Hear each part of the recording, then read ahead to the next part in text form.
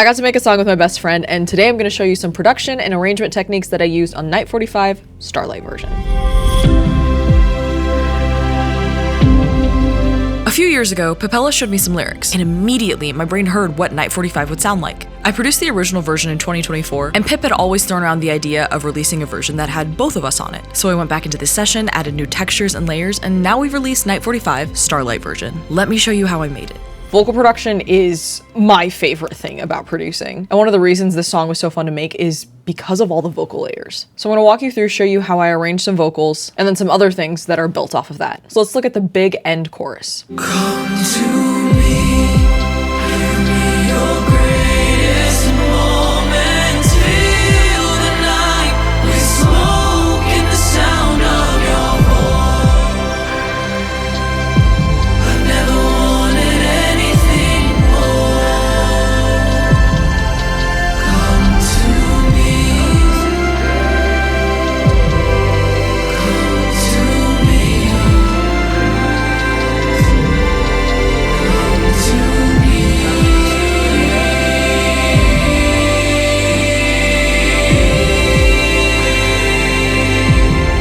With all my vocals, I'm very intentional about the placing of them. As a young producer, something I didn't understand was that a big sound doesn't necessarily have to do with a bunch of layers. It more has to do with correct timing and putting things in specific spaces. So I'm gonna break this down. We have the chorus that's been all throughout the song. There's a bunch of layers. It's me and Pip singing together now. In the grand scheme of my production, that's gonna be the thing that takes center stage. That's the most important thing for the listener to be experiencing. So I'll prioritize that and then build everything around it. So the first half of that chorus is a pretty constant top line. Come to me, give me your greatest moment till the night we smoke in the sound of your voice. There's not a lot of space, and you can also visually see that. But then when we get to the ending, the B chorus, Come to me,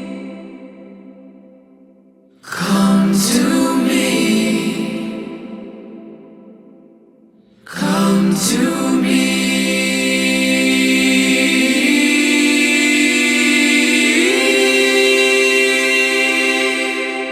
now we have space to have more layers. This is now the perfect time to add in other melodies, which will add to that big feel. I'm gonna play those layers on their own so you know what you're listening for. Come to me, come to me, come to me.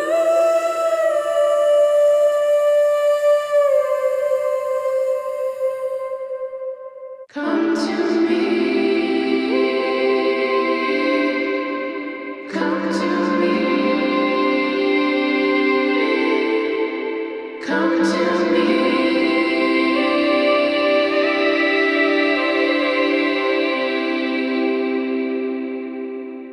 Something that's also very important that you should have heard, Pip's end echoes and my faraway vocals are in very different spaces, and they're in different spaces than the main vocal. Correct time and space is what gives you that nice, full, beautiful sound. Now let's listen to all these vocals together, and you'll be able to hear how giving each thing its own space and time really contributes to that overall beautiful, full, vocal vibe. Come to me,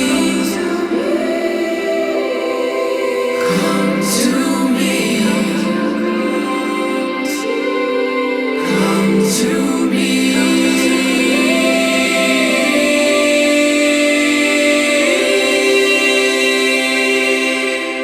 I want to point out a few very specific things that are really important. So the first set of echoes, they kind of overlap in their intro, and it all just kind of blends and happens organically together, and it doesn't stick out to the listener. Then you see on the second echo, my entrance comes a little bit after Pip's, and that's on purpose, because then you get to appreciate each of those layers, because you hear Pip's entrance, then you hear my entrance. The last come to me, the echoes and the main vocals, they all come together to kind of give that bloom at the end. You don't want that moment happening the entire time. You want to have that moment where it's special. So that's what I leaned into right here. With all that in mind, let's listen to this one more time. I've never wanted anything more. Come to me, come to me, come to me.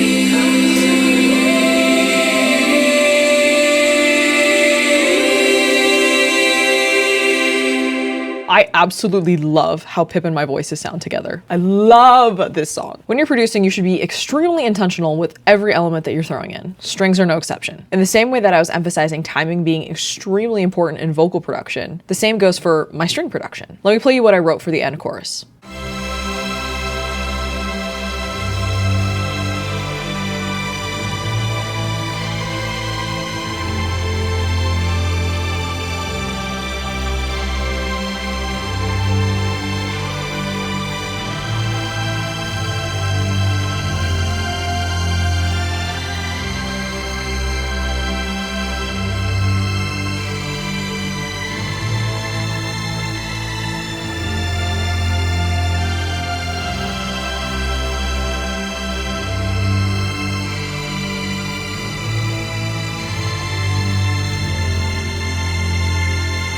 I love writing strings. They're always calming. Writing strings is always like just grounding. It's really nice. So some very specific things I want to talk about. I always leave my basses and my first cello to be very much like the grounding elements. Almost always the basses are just emphasizing whatever I've made for like my synth bass layers. The cello will most likely be an octave above that or a fifth to still emphasize that grounding element, but adding some harmony. And the layers above that, we add fullness, we add magic with. So in the first half of the chorus, before we get to the part in the vocals that's more open, because remember I talked about the melody being, busy, that's what's taking center stage. What I have in the strings is very simple, very long, drawn out chords. And what I've done to make it not feel completely stagnant is the layers on top of the cello and the basses are moving at a slightly different time than our lower layers. So you're still getting movement there, but it's not too much. So you'll see the cello and the basses, whenever they do move, it is on a downbeat. But then in those top layers, it'll be a measure right after the movement has happened in those lower grounding layers. Very simple technique, but it does make it so it doesn't sound just like a block, like a wall of strings the entire time. Having these long drawn out chords leaves a lot of room for the busier vocal to just be on top, but I still keep the strings interesting by having some movement that's happening. It's just not overbearing. But then we get to the second half. And now the vocals have gone into kind of this round, this chant that's happening. It's time for the strings to get a little bit more interesting, to get more complicated, have more movement.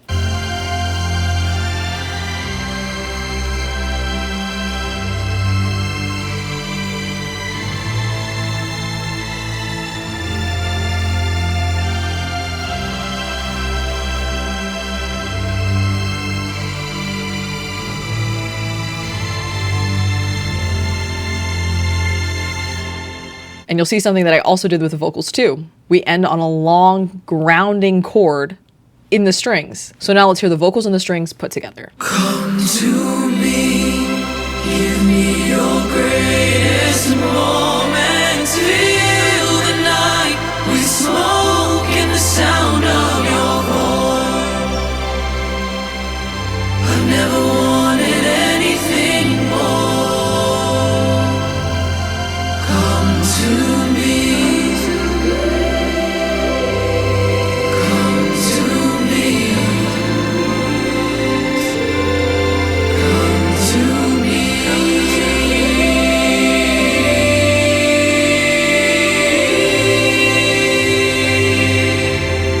Come to Ugh, I love writing strings. Something I absolutely hate having to produce are hi-hats or elements like hi-hats. It just doesn't come naturally to me. This is always a struggle for me in all of my songs. Hi-hats are so important. They're what help give movement to your production. And for me, I always find it very tough in my music because my music's very big and very boomy and vibey and big vocals, but without a hat texture, you hear that there's something missing. So this is something I do with a lot of my hats. Night 45 is like, especially because it's in 3/4, it feels like these like big like waves. Come to me. Da, da, da, da, da, da, da, da. Like you hear it, you feel it. So something that I did with this one, I pulled 4 different hats and they all slightly have a different pitch. This is what they sound like without the track stack processing.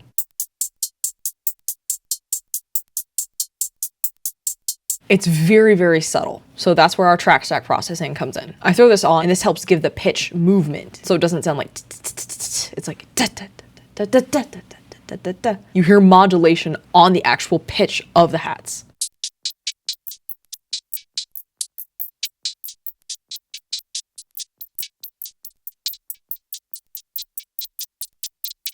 What you can also see besides the quick pitch modulation, I have this thing right here that's going for a long time. They're not just evolving really quickly, they're evolving for a large amount of time. And so what's important about this is that sometimes the pitch is changing very slowly, but then at other times it's moving a lot quicker. And that's where that nice variety comes from.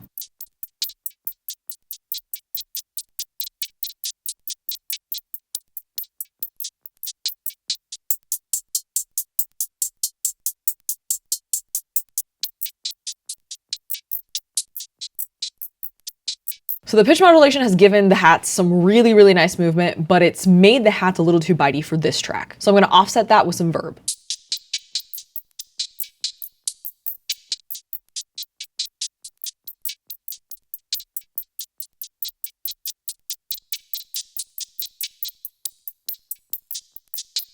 That helped with the space. It's still a little bit too bitey, so I'm gonna add a filter. A very simple low pass glues it all together. Also, because we still want the texture of these hats, but we don't want it to compete and outshine the vocals.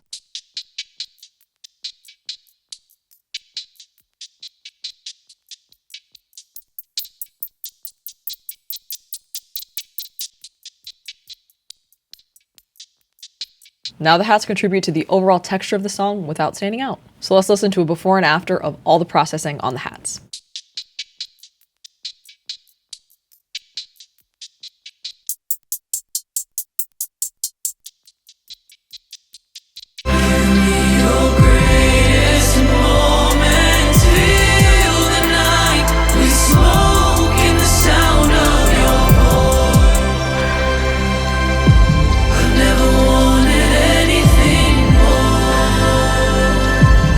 Oh wow, the difference. Those are three very specific arrangement and production techniques that I used in Night 45 Starlight version. This is the first video I've done like this. I'm planning to make videos like this with all of the songs that I continue to release, but then also make them with the rest of my back catalog. Let me know if this video was helpful. How can I answer your questions? My goal with breaking down the production of some of my songs is to highlight things that I wish I knew when I was starting out producing. I didn't go to school for music production. Your girl is a classically trained vocal performer, okay? Just here to spread light and knowledge. Are you a young producer? Do you have questions? You should ask me them. What y'all say in the comments will really impact the way that I go about these videos. I love you all. Do you like my makeup? I think we're shooting like 6K or something. Hopefully they can punch it on this. Face full of Morphe, guys. Oof. I've been loving them. Look, actually, they're sitting right here. Look at this like design, okay? When's the last time like a palette's been like pretty and colorful? That's great. And then this is the other one too. So, ta-da! Okay, end of video.